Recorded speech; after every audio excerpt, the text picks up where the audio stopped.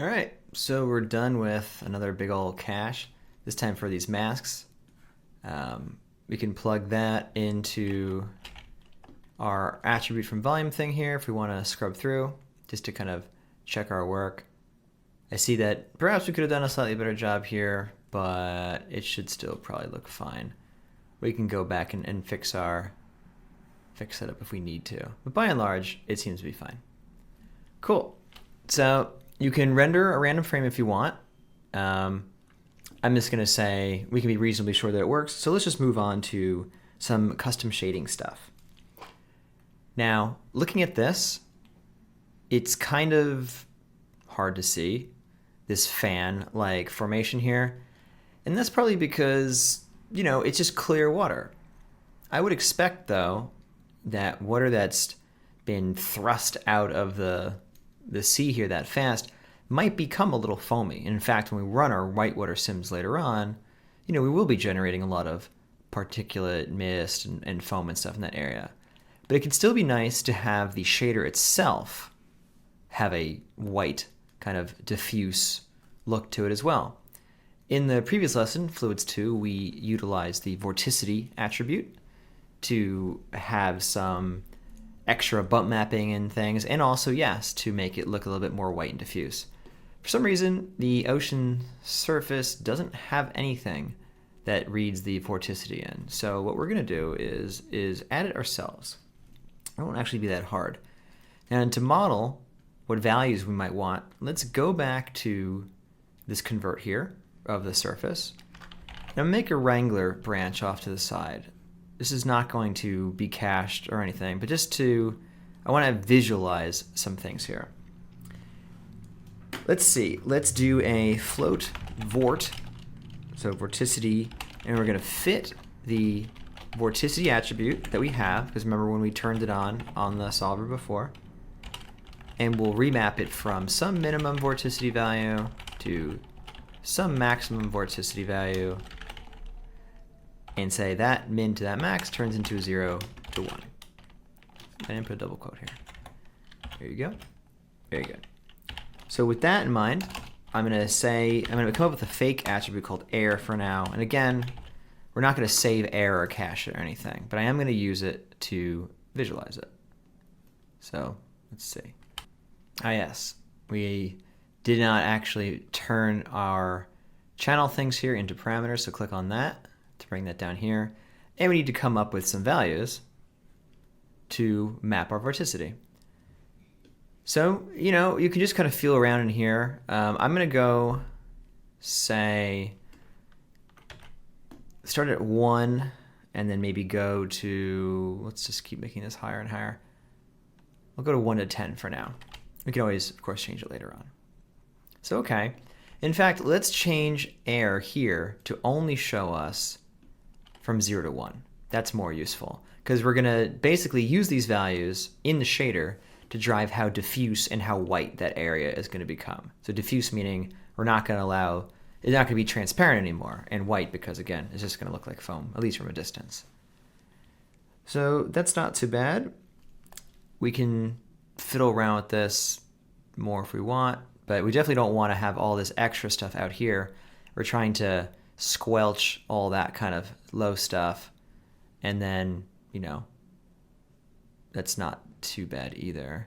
We actually might just want to change the visualizer to not have this red in it, because we literally are going to have this ramp into white.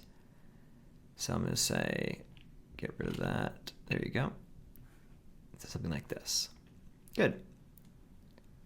So some white has been added based on vorticity, like so. So you can already see how it kind of feels like a foaminess to it.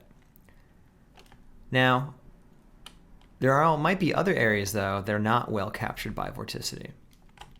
In particular, I don't want these to become blue, let's say, this fast. So I'm going to say let's also kind of do a similar thing, but for velocity, or really for speed. So the speed will be a very similar thing where we fit the length of the velocity vector, meaning how fast. So ignore the direction it's going, but just give me how long the velocity vector is for speed. And same kind of thing, where we say minimum speed to maximum speed. And there you go. Also 0 to 1. Now I'm just going to change this temporarily to just show me speed. And we're going to have to do this again here where we come up with some minimum maximum values. So let's start at like 1 to 2. Now we're definitely getting like a pretty clearly defined area where this stuff is airborne. It's probably a bit too much, so I'm going to say this can go up more, maybe to 10. So now it's pretty well captured here. And now I can finally say, how about you give me the maximum, whichever one is bigger at a given spot. So that's probably too much vorticity still back here. We're going to have actual whitewater back there, remember. So I just need to add in like a little bit of extra vorticity there. So there you go. So these are the values I think look pretty good for us in terms of adding this little extra business to our shader. It already feels nicer. So cool. So again, this isn't going to do anything. We just have found out the values that we want. We need to kind of replicate, though, this code in the shader itself. So let's go over to the actual ocean surface shader over here. Go inside, and we can see what's going on. The part we're most interested in is going to be this classic shader core. Now, of course, this could all change by the time you're watching it in 19 or whatever, but at least in 18, this is still up to date. And even with the upcoming Karma render, it's still going to use a vex-based shading network, so it should still be more or less right. The point is that we want to affect on the classic shader core the diffuse intensity and the diffuse color. The color is going to be white, but how white should it be? And diffuse intensity, how opaque should it be? So coming up to here, or rather, if we follow, sorry about all that, if we follow the diffuse intensity by selecting it and coming up here, we can see all this junk is what they had originally done to get to that. Things like white caps and the floating bits of ocean foam. So by the time we get to this mix 4, that was their end result. So we want to basically incorporate our thing into this. So we'll do a max with this to say, choose whatever value is greater, either the value they already came up with for all their white cap stuff, or the value that we have. So whichever one is bigger. I'm going to move this one out of the way. So our values are based off of this code. So we kind of just need to replicate this right here. So let's do a bind, and let's grab the vorticity, and we'll feed that into a fit range. And we could do a parameter here that will be called vortmin.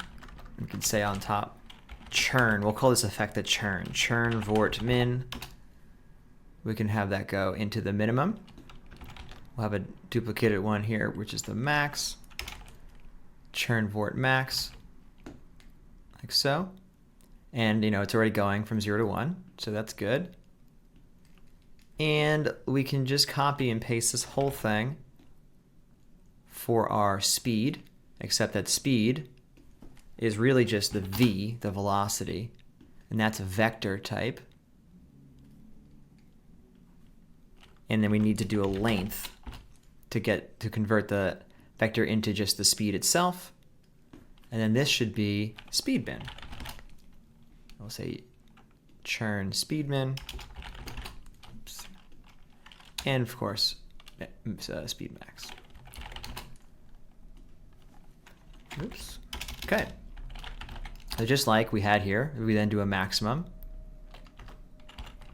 So whichever of these two values is larger, like so. And now that's it. Now we've gotten to this point in our code. Now we just need to integrate this with the rest of the shader network. So to begin with, our intensity, that effect itself could probably benefit from being multiplied by something, some kind of overall intensity for our churning effect. So I'll say the churn intensity can be here, and we can multiply that by this, like so. And there's our final value. And I'm going to say, let's just take the maximum, like I was starting to say before, of whatever we came up with versus whatever they came up with. And that now is what is the actual output. So this should still be, of course, going down into the diffuse intensity here, which of course it is. So what else we need to do? We need to actually say what color should this be. Okay, and the other thing we need to do, as I was saying, is what actual color should it be here? So that's a diffuse color. So we follow that back up to here. It's coming in from this ocean color. Now, same kind of idea. Let's do a parameter that will be of type color. We'll call it churn color. We'll call it the same thing at the top. And we can say, let's maybe mix between these two. Let's mix between our color, or rather, let's mix between their color and our color based on how intense we got to before we multiplied it by here, this value here. Before we got to this intensity business here, just what color did we end up with? Or what kind of intensity did we end up with overall with the vorticity versus the speed?